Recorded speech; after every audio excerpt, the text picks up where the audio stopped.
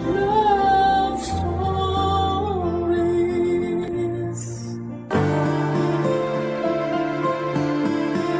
Kung sino ang mga mas nagbibigay, sila ang pinagpapala. Kaya huwag tayong magsawang maging biyaya lalo na sa mga taong sa puso natin napalapit na. Ikaw kabarangay, gaano mo kamahal ang iyong pamilya?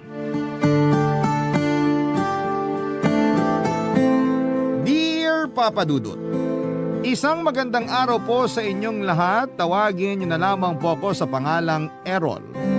32 years old at kasalukuyang naninirahan at nagtatrabaho dito sa London, United Kingdom.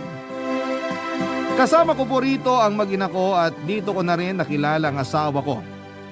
Taga rito po siya, Papa Dudut, pero mahal na mahal po niya ang kulturang Pilipino. Malapit din siya sa pamilya ko sa Pilipinas at palagi kaming umuwi tuwing Pasko hanggang Bagong Taon. Pero hindi po love story namin ng wife ko ang gusto kong i-share sa inyo, kundi ang kwento ng pamilya namin. Papa Dudut, tubong masbate po ang angka namin pero napadpad kami sa Rizal. Hindi kami mayaman pero hindi rin naman po naghihikahos. Dati pong machine operator ang tatay ko sa Pasig bago sila nakapagpundar ng telahan at tindahan ng mga damit sa bayan ng Taytay. Yun na po ang magkasama nilang pinagkakabalahan ng nanay ko hanggang sa kasalukuyan. Dalawa lamang po kaming anak nila, bunso ako at may nakakatandang kapatid ako na si Ate Aida. 5 years ang tanda niya sa akin. Close po kami ng ate ko, Papa Dudut. Role model ko siya dahil mabait siyang anak at lagi niyang napapasaya ang mga magulang namin. Pero noong 18 years old na siya ay nabuntis siya ng boyfriend niya at nalaman niyo ng parents namin. Nagkasamaan sila ng loob pero sa huli ay pinatawad at tinanggap pa rin nila si ate. Kaya lang ay hindi po tumagal yung pagsasama ni na ate at ng boyfriend niya. Pagkatapos ng 5 taon ay nalaman ni na mama at papa na sinasaktan siya nito physically at ng bababae pa. Pinaghiwalay sila ng mga magulang namin at simula noon ay sa bahay na namin tumira sina ate at ang pamangkin ko. Para sa akin ay walang kaso yon dahil mahal na mahal ko po silang pareho, Papa Dudut.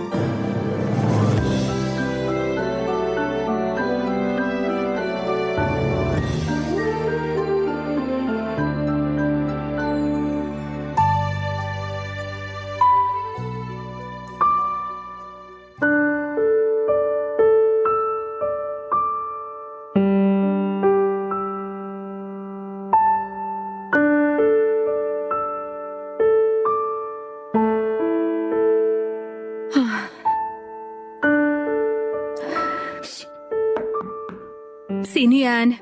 Ako to, ate. Sandali lang. Ate, umiiyak ka ba? Ha? Wala to. Shh, napuwing lang ako. Napuwing ka dyan. Ate, di mo ako maluloko. Halata namang umiiyak ka oh. Kahit kailan talaga wala akong maitatago sa'yo. Kilala kita. Magkapatid tayo. Anong problema? Wala naman. Oh, teka. May kailangan ka ba? Sabi kasi ni na mama at papa, hindi ka pa raw nagdi-dinner. Kararating ko lang galing school. May ginawa kasi kaming project. Yayayain sana kitang kumain. Ganon? Oo, kaya tara na. Wala akong gana eh. Mamaya na lang siguro. Sabi ko na eh, may problema ka talaga. Yun yung dahilan kaya ka umiiyak no. Oo. Pwede naman natin pag-usapan. Ikwento mo sa akin para gumaan yung nararamdaman mo, ate. Pero baka nagugutom ka na. Makakapaghintay naman yung sikmura ko. O sige, pasok ka muna. Sige. Upo ka na lang dyan sa kama. Iusog mo na lang yung mga damit na natupi ko na. Mga nilabhan ko yan kanina. Sige, ate.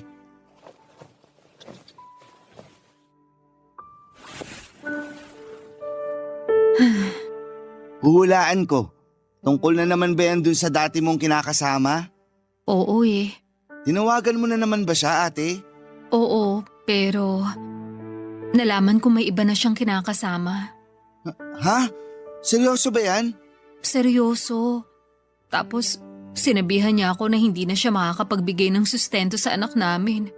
Nag-iipon daw kasi siya ng pera para dun sa panganganak ng bago niya. Kapal ng mukha na. Anong sinabi mo sa kanya? Katulad nung dati, nagalit ako. Tinanong ko kung paano niya nagawa sa amin ng anak ko na basta na lang ipagpalit sa iba. Pero sinumbatan niya ako. Ako naman daw yung umalis at kami yung nang iwan sa kanya kaya wala akong karapatang magalit. Matagal ka na niyang niloloko, tapos sinasaktan ka rin niya. Lakas naman ng loob niya na sisihin at sumbatan ka. Ay, ate naman. Bakit hanggang ngayon gusto mo pa rin makipagbalikan sa lalaking yun? Hindi ko rin alam ang sarili ko.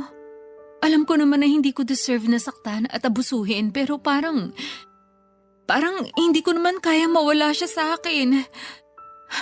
Kaya lang, mukhang wala na talaga. Hindi na maaayos yung pamilya namin kasi may iba na siya. Sorry ate, pero para sa akin, matagal nang sira yung pamilya niyo at kasalanan niya yun. May kasalanan din naman ako. Siguro kasi hindi ako naging sapat sa kanya. Ang sabihin mo, masyado siyang mapaghanap. Kung pwede ko lang talagang pangahan ngayon yung lalaking yun, gagawin ko. May ganti man lang kita sa kanya. O kaya kahit isang malakas na sapak lang ate. Talagang ayaw mong naagrabyado ang ate mo Ayoko talaga. Kaya nga ang saya ko nung naghiwalay na kayo eh. Kaso, nakakalungkot din naman ngayon kasi mukhang di ka pa rin okay. Ang hirap naman kasi maging okay. Hanggang ngayon kasi, mahal ko pa rin siya. Pero kailangan kong kayanin para sa anak ko. Hindi ka naman namin minamadali na maging okay agad ate. Basta kahit na anong mangyari, nandito lang kami ni na mama at papa. Lalo na ako. Pwede mo akong kwentuhan. Makikinig ako kahit na paulit-ulit pa yan. Kapatid mo ko. Paramay mo ko lalo na sa mga ganitong sitwasyon. Salamat, Errol. Sa totoo lang, gumaan ng konti yung loob ko nung naikwento ko na sa'yo. Walang anuman. Basta kung anumang bumabagabag sa'yo, sabihin mo lang sa akin. Saka malalampasan mo rin yan ate. Nagawa mo at kinaya siyang iwan para sa kapakanan niyong mag-ina. Alam ko wala ako sa sitwasyon mo pero kahit papano, naiintindihan ko kung bakit hanggang ngayon hindi ka pa rin makabitaw. Hayaan mo na muna. Iiyak mo lang. Magiging maayos din ang lahat. Aminado ang ate ko na nabulag siya sa pag-ibig at pinagpalit niya yung pagkakataon na makapagtapos ng pag-aaral noong pumayag siyang may mangyari sa kanila ng dati niyang kinakasama. Mula nang bumalik siya sa bahay namin ay walang araw na hindi ko nakita sa mga mata ng kapatid ko yung hiya at pagsisisi dahil sa sitwasyon nila noon ng pamangkin ko. May pagkakataon din na narinig ko siyang umiiyak at nagmamakaawa sa lalaking yon habang kausap niya sa cellphone. Habang pinag-uusapan nila ang tungkol sa pagbabalikan nila. Gusto ni ate na sila ang piliin sa halip na yung bago nitong kinakasama. Dahil doon ay alam kong hindi pa rin nakakapag-move on si ate kahit na naranasan niyang abusuhin at saktan ng taong mahal niya. Nalulungkot din ako para sa pamangkin ko dahil hindi man lang nito mararanasan na magkaroon ng buong pamilya. Pero naniniwala po ako na masyado nang makaluma ang konseptong ito. Para kasi sa akin ay walang silbi ang pagiging buo ng isang pamilya kung meron namang nang aabuso. Hindi dapat ginagawang normal ang pagtitiis sa pang-aabuso sa loob mismo ng tahanan para lamang masabi na kumpleto at buo ang isang pamilya. Kaya sang-ayon po ako noong binawin ni na mama at papa si ate sa abusado niyang kinakasama. Galit na galit po ako sa lalaking yon, Papa Dudut. Hinding-hindi ko po siya mapapatawad sa ginawa niya sa kapatid ko at sa anak nila. Napapatanong nga ako sa sarili ko kung bakit may ganong klase ng mga tao. Yun bang nasa kanila na ang pamilya na pinapangarap ng iba pero nagagawa pa rin nilang ipagpalit. Alam ng parents ko na close kami ni Ate Aida, Papa Dudut, lalo na ni Mama. Kaya nga hindi na bago sa amin na minsan ay napag-uusapan namin yung sitwasyon ng kapatid ko, Papa Dudut.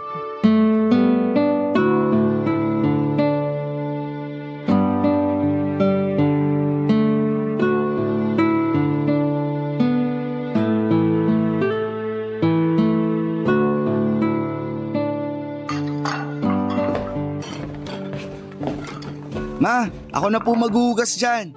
Maupo na lang po kayo at tapusin niyo yung kinakain yung cake. Sigurado ka ba, anak? Opo, saka kayo na rin yung nagluto. Baka mapasma kamay niyo. Mamaya ka na maghugas dyan. Upo ka muna tapos samahan mo ko kumain dito. May isang slice pa kasi ng cake na dala ng papa mo. Ubusin mo na para hindi ko na ilalagay sa ref. Sige po. Kumain na po ba nito si ate? Parang di ko siya nakitang kumuha ng cake kanina. Hindi nga eh. Walang gana yung ate mo. Paborito pa naman niya to. Baka hanggang ngayon malungkot pa rin siya. Ano bang ikalulungkot niya? Yung paghihiwalay nila nung tatay ng anak niya? Opo. Eh bakit niya ikalulungkot yon? Dapat nga magalit siya sa lokong yun eh. Sabihan ba naman siya na di susustentuhan yung anak nila? Napaka-irresponsabling lalaki. Yun na nga po, ma. Sobrang kapal ng mukha ng lalaking yun. Sarap pangaan. Mabuti pa nga nang makaganti naman tayo doon. Seryoso? Gusto niyo ako makipag-away? Siyempre biro lang. Pero kasi ako yung nasasaktan sa sitwasyon ng ate mo. Sinabi ko nga sa kanya na ireklamo niya yung hindi pagsusustento eh. Pero siya na rin ang may sabi na wag na lang gawin yon. Kaya naman daw niya buhayin yung anak nila. Ang lambot talaga ng puso ni ate pagdating sa lalaking yun. Ganun yata talaga kapag mahal mo, ma. Bakit niya mamahalin yung ganong klaseng lalaki? Hindi nga iniisip nung lalaking yun na magiging kinabukasan nilang mag-ina. Hay! Ibang klase. Lakas pa ng loob na ipangalanda ka na pinagpalit niya yung ate mo. Sinabi pa na sina ate naman daw yung umalis at nang iwan. Kaya siguro malakas ang loob na ipagpalit sila. Naaawa talaga ako kay ate kasi hindi niya deserve yun, ma. Kahit naman sino maaawa sa ate mo. Kaya ikaw, wag na wag mong gagayahin yung ganong klaseng lalaki, ha? Si mama talaga. Sumagot ka na lang, Errol. Ma, hindi niyo na po kailangang sabihin niyo sa akin. Nakita ko naman po kung paano tratuhin ng lalaking yun si ate. Kaya hindi ko yun gagayahin pag ako naman yung nagkaroon ng pamilya. Pero saka na yung pagpapamilya mo. Ang bata-bata mo pa. Magtapos ka muna ng pag-aaral, ha? Wag po kayong mag-alala. Kasi wala pa naman sa isip ko yun pagkakaroon ng sariling pamilya, ma. Magtatapos muna po ako ng pag-aaral para makapagtrabaho at makatulong sa inyo ni na papa. Nanghihinayang lang talaga ako na hindi na nakatapos ng pag-aaral yung ate mo. Pero ayoko na siyang sisihin ng paulit-ulit kasi nangyari na yon. Ang mahalaga, ligtas na siya mula dun sa mapang-abuso niyang kinakasama. Nagpapasalamat naman po si ate kasi magkakasama na ulit tayo. Lalo na po dahil sa second chance na binigay niyo sa kanya. Matitiis ba naman namin ang ate mo? Anak namin yon. Walang magulang ang kayang tiisin ng mga anak. Tandaan mo yan. Pero sana lang tulungan ni Aida yung sarili niya. Huwag na niyang hangarin na makipagbalikan sa ama ng anak niya kung ayaw niyang tuluyang masira ang buhay nila ng anak niya.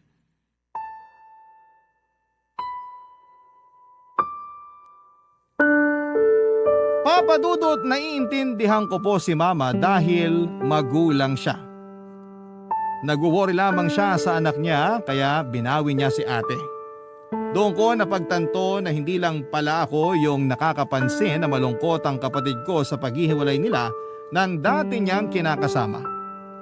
Pero pilit pong tinatago ni Ate Aida yung lungkot na yon para hindi naman makita. Nagpapasalamat siya sa mga magulang namin dahil sa kabila ng lahat ay nagkaayos pa rin sila at tinanggap pa rin siya sa bahay namin. Pero alam namin ni Mama na may kulang pa rin kay ate at hinding-hindi yon mapupunan ng pag-ibig na kaya naming ibigay sa kanya bilang pamilya. Sa kabila ng lahat ay umasa pa rin ako na may magandang mangyayari. Lagi ko pong pinapakita at pinaparamdam kay ate na gaganda rin ang takbo ng mga bagay-bagay. Bukod doon ay mahal na mahal ko ang anak niya. Kaya naman ang hiling ko lang ng mga panahong yon Kung pagbibigyan pa ng Panginoon na magkaroon ng bagong tatay ang pamangkin ko, sana ay yun na talaga ang lalaking magmamahal ng totoo sa kanila ng ate ko.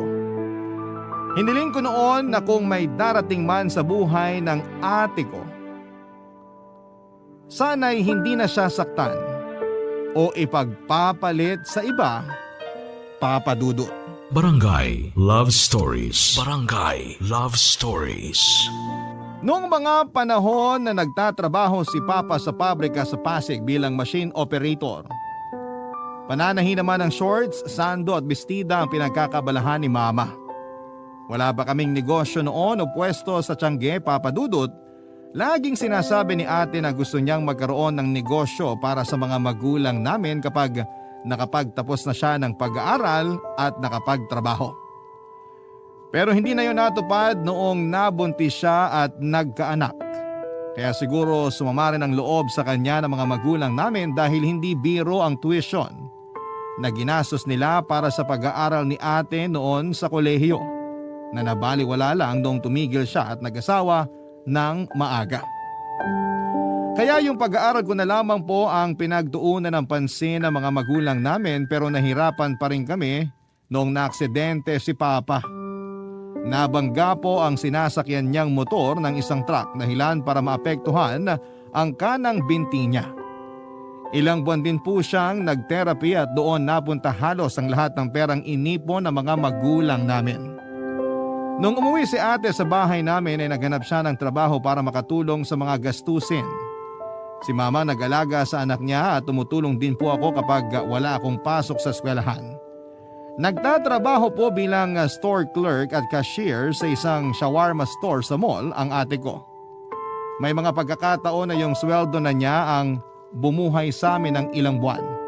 Siya rin ang nagbibigay sa akin ng baon sa school at paggastos para sa mga projects ko. Mabuti na lamang at scholar ako sa isang university sa Maynila. Wala naman pong reklamo si ate kahit na hindi gaanong kalaki ang kinikita niya. Lagi niyang sinasabi na gagawin niyang lahat para makabawi sa amin na pamilya niya, Papa Dudut.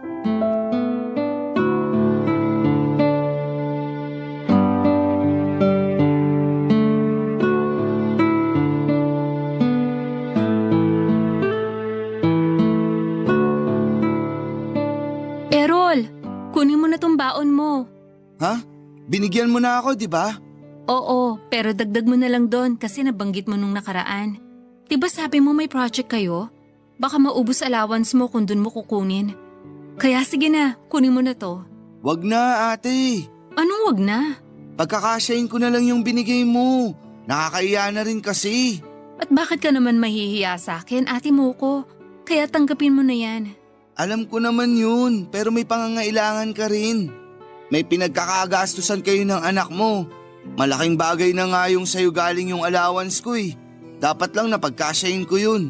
Responsibilidad kita, Errol. Kaya hindi mo kailangan mahiya sa akin.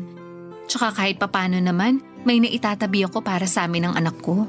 Ikaw na rin kasi nagbabayad ng mga bills natin dito sa bahay, ate. Tapos sagot mo na rin mga pagkain natin mula nung di na makapagtrabaho si Papa. Dapat siguro talaga ituloy ko na yung plano ko. Planong ano? Maghanap ng part-time job para makabawas na sa gastos mo yung allowance ko. Mag-working student ka? Oo, pwede naman yun kasi di naman mahigpit sa school namin. Pero kaya mo kaya? Si ate naman, syempre kakayanin. Ang ibig kong sabihin yung pagsasabayin mo yung pag-aaral at pagtatrabaho.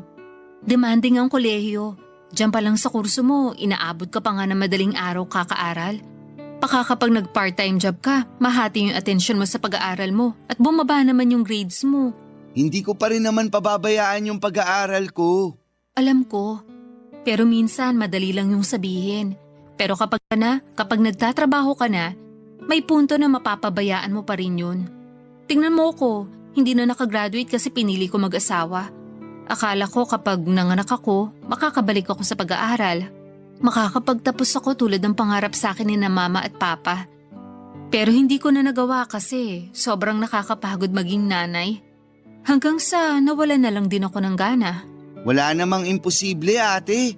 Hindi pa lang siguro ngayon yung tamang panahon para bumalik ka sa pag-aaral. Pero darating ka rin dun. Pero sa ngayon, hayaan mo na rin ako na tulungan kang mapagaan yung sitwasyon natin kahit papaano. Alam ko rin na gusto mo lang tumulong na mapagaan yung pamumuhay natin. Na-appreciate ko yon, pero maniwala ka. Ang laki na nang naitutulong mo sa akin kasi nandyan ka. Nakikinig ka sa mga kwento at kadramahan ko sa buhay.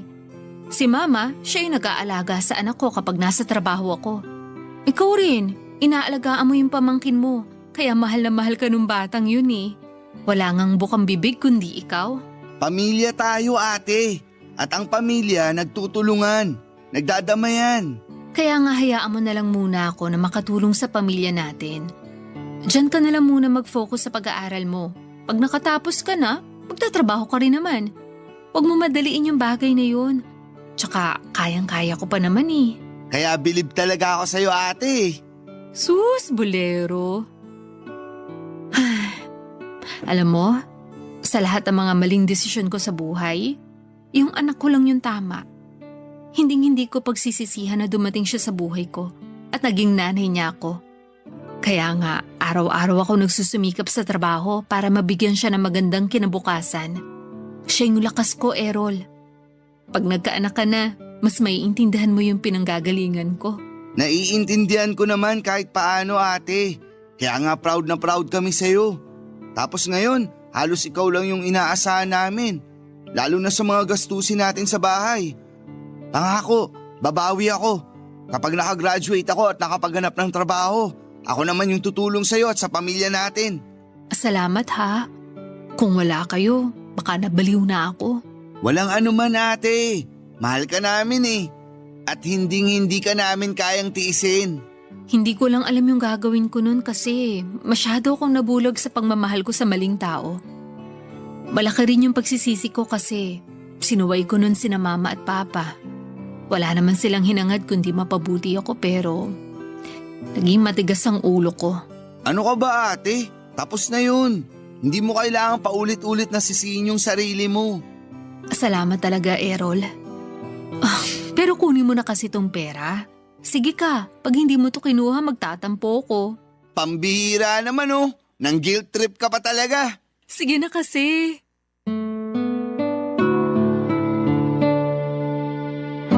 Papa Dudut, ganon ko kamahal si Ate Aida at hanga ako sa ipinakita niyang pagmamahal para sa anak niya. Hindi ko po kasi may imagine yung hirap na pinagdadaanan niya lalo na at mag-isa lamang niyang tinataguyod ang pamangkin ko. Kaya naman gano'n na lamang kataas ang respeto ko sa kanya. Proud ako sa kanya at sa lahat ng mga solo parent. Wala po akong ibang hiling noon kundi ang ingatan at gabayan siya ng Panginoon. Hindi lang kasi anak niya ang inaalagaan niya kundi kami rin ni na Mama at Papa. Kaya naman nangako ako noon sa sarili ko na magsisikap akong makapagtapos ng pag-aaral para magbunga yung pagsasakripisyo ng kapatid ko. Hindi nga nagtagal ay nakagraduate po ako bilang cum laude sa kursong secondary education. Nakapasa rin ako at nakakuha ng lisensya sa pagtuturo. Hanggang sa nakapagtrabaho ako sa isang pampublikong paaralan. Masaya po ako kasi natutulungan ko na po noon ang pamilya namin lalo na sa mga gastusin sa bahay. Hindi na rin po kasi nakabalik sa trabaho si Papa dahil sa kondisyon ng binti niya. Gumaling naman po siya pero hindi na niya kayang tumayo ng matagal tulad ng lagi niyang ginagawa noong nasa pabrika pa siya. Naging malaking dagok ang nangyaring yon para sa tatay namin pero hindi po namin pinaramdam sa kanya na pabigat siya sa amin. Kaya naman noong makaipon ako ng kaunting pampuhunan ay bumili ako ng isa pang makinang pantahi at mga tela para kay Papa. Tinuruan po siya ni Mama na manahi para mas madagdagan yung mga damit na shorts na binebenta nila. Nakakatuwa dahil kinahiligan naman yon ni tatay at naging bonding na rin nila yon ni Mama habang kumikita. Pero Papa Dudut, isa na namang pagsubok ang dumating sa pamilya namin na masasabi kong nagpabago ng pananaw ko sa buhay.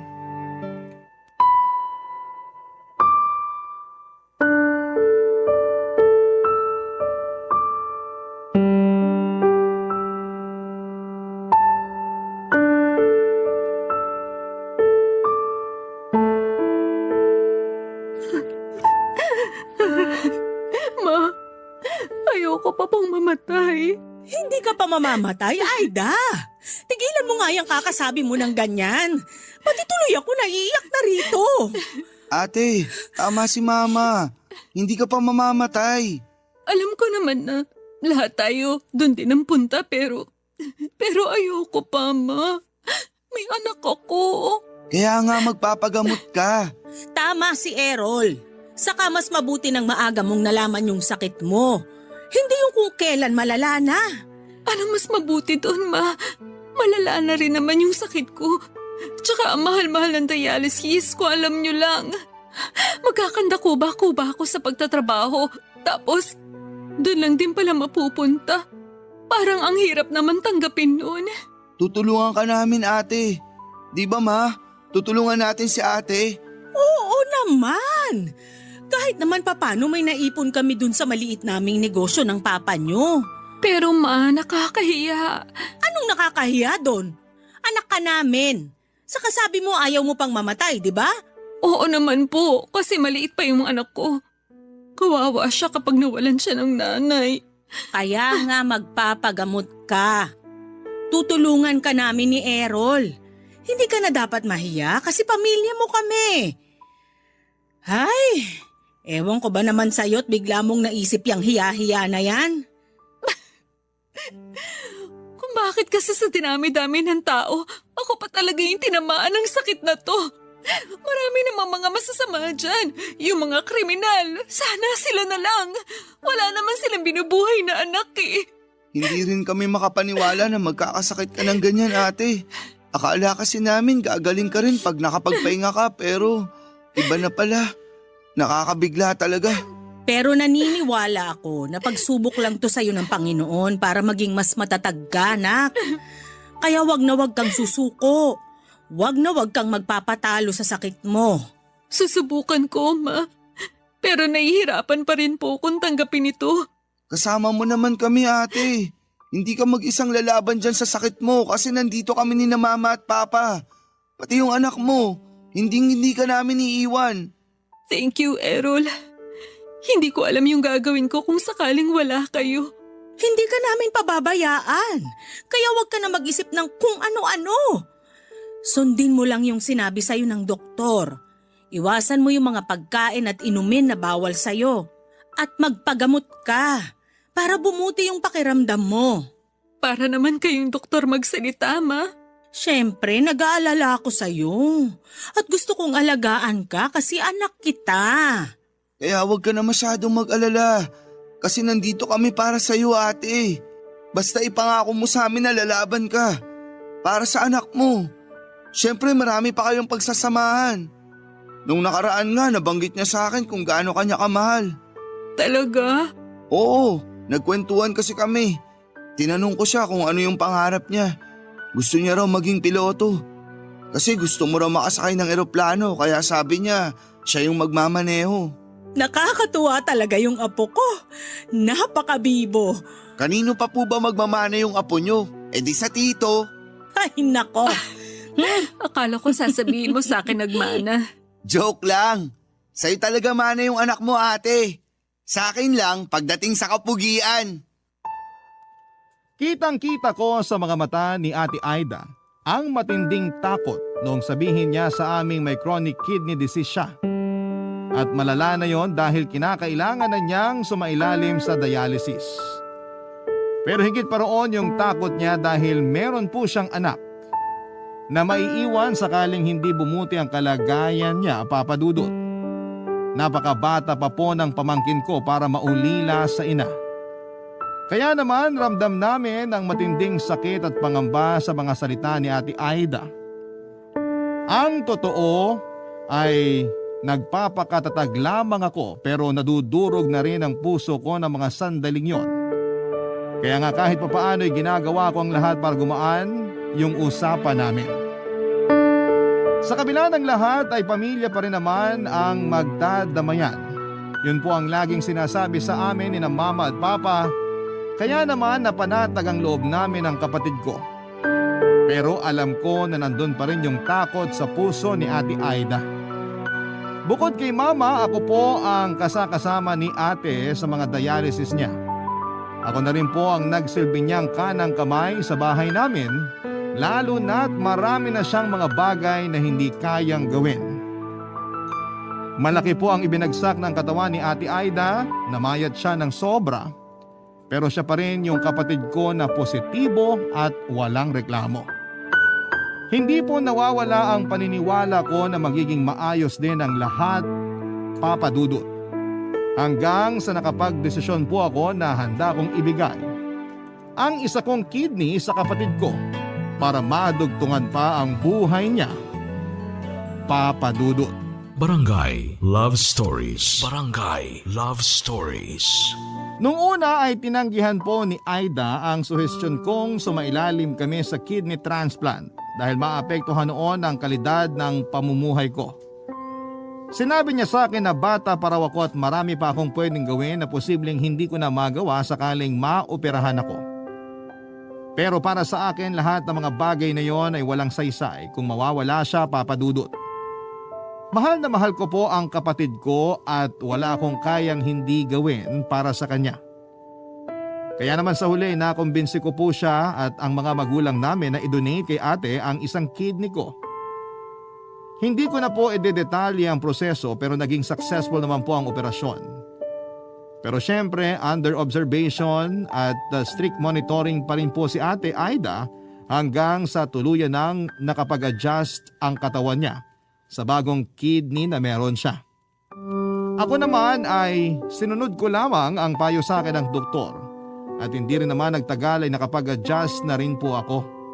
Nakabalik na rin ako sa pagtuturo at masasabi kong wala akong pinagsisihan sa naging desisyon ko, lalo na noong nakikita kong unti-unting bumabalik ang sigla ng pangangatawan ng ate ko, Papa Dudut. Laging sinasabi ng mga magulang namin na pareho kami ng kapatid ko na biyaya sa isa't isa. Kaya naman masayang masaya sila, Papa Dudut.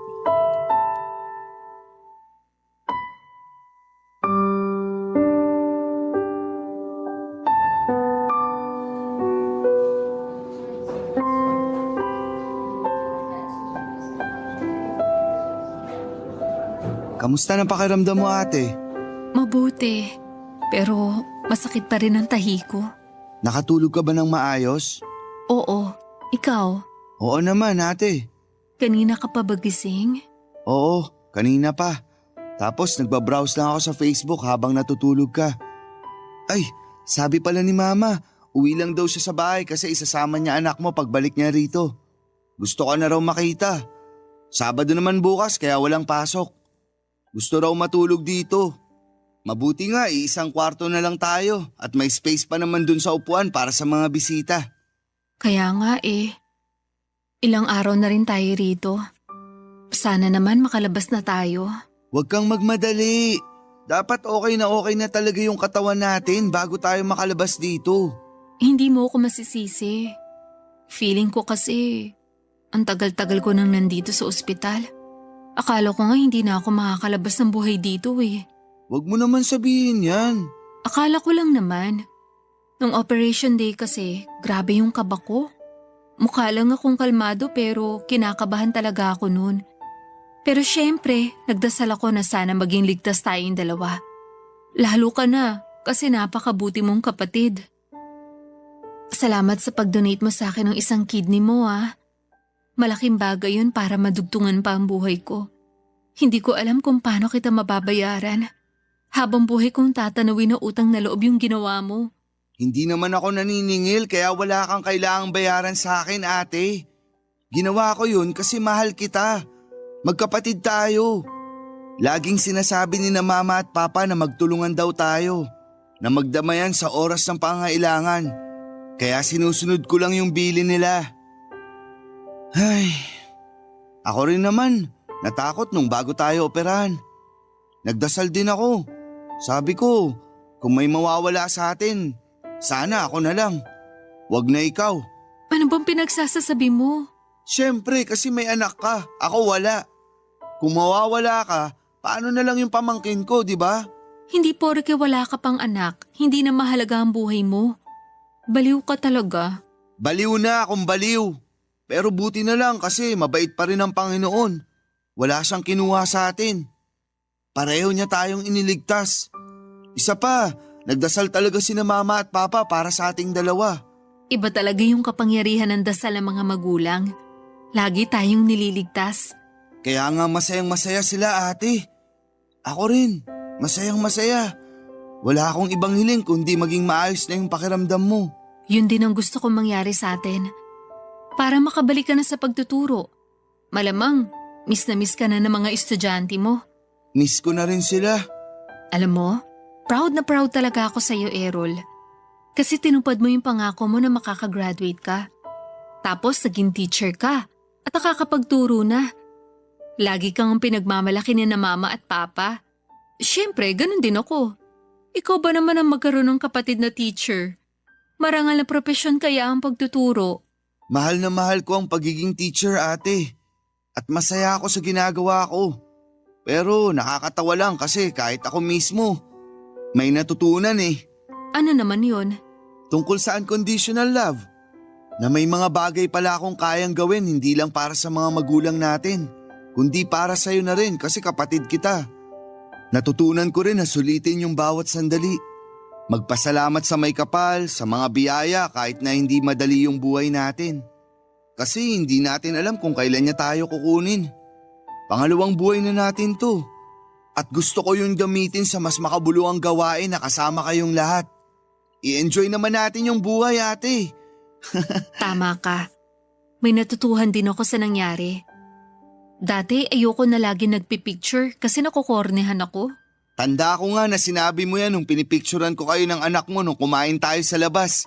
Sabi mo nga corny at tama na yung isa. Pero makulit ako. Gusto ko kasi maraming pictures. Oo, pero natutuhan ko na wala namang kaso yon. Kasi yung mga picture na yun naman pwede nating balik-balikan para ipaalala yung mga simpleng memories natin. At tulad mo, gusto ko rin mas enjoyin yung buhay. Papadudot nag-aral po si Ate Aida bilang virtual assistant at hindi nagtagal ay nakapagtrabaho siyang muli. Less hassle po yun dahil nasa bahay lamang siya at hindi kailangang bumiyahe, papasok at pauwi mula sa trabaho. Tapos nakakapag-bonding at naasikaso rin niya ang anak niya. Binigyan din po niya ng perang pangpuhunan ng mga magulang namin para makapag-expand ang negosyo nila. At yun na nga po yung telahan at tindahan nila ng mga damit at punda sa Taytay, Tiangge. Doon na po nagsimulang umasenso ang pamilya namin dahil sa pagtutulungan namin. Lumipas pa po ang ilang taon at naging maayos po ang takbo ng lahat. Nagtuloy-tuloy ang mga biyaya na dumarating sa pamilya namin at sa kabuhayan namin.